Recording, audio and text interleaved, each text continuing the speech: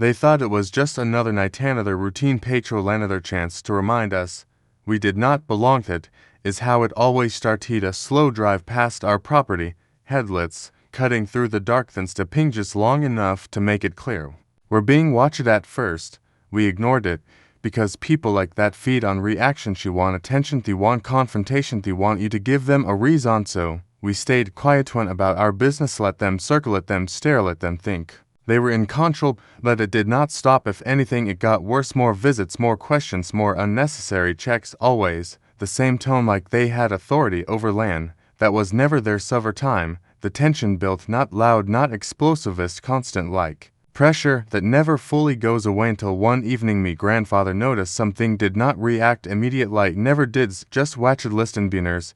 He had seen situations like this before and he knew something they did not. This entire area, every road, every path, every crossing had one critical point, a single bridge, only way in, only way out, and unlike them, he knew exactly who controlled. I did not argue, he did not warn them, did not even mention us. Made a decision that night while everything seemed normal, while security kept doing their rounds, while they thought they were managing the situation, moved quietly, no noise, no attention, just action. By the time the night settled in, the bridge was sealed, it destroyed, not damaged, edges closed completely in a way that made one thing clear: no one was getting through. At first, nobody noticed. Said best routine hides change. People assume things will work the same way they always have until they do. Note it was not until later, when one of the patrol vehicles tried to leave, that everything shifted. Engine stopped, headlights stayed on, but the movement ended. Confusion came first, then frustration, then realization they were not going anywhere. More vehicles arrived, more people gathered, all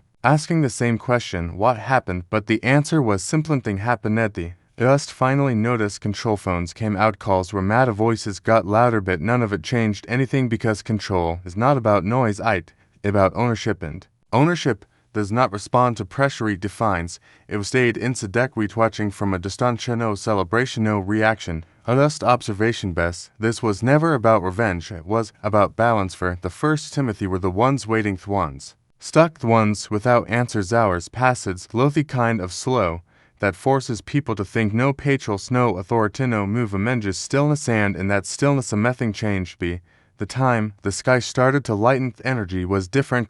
Chev. They understood now this was not their territory, not their rules, not their control. When morning came, me grandfather walked out calm style. It was just another day.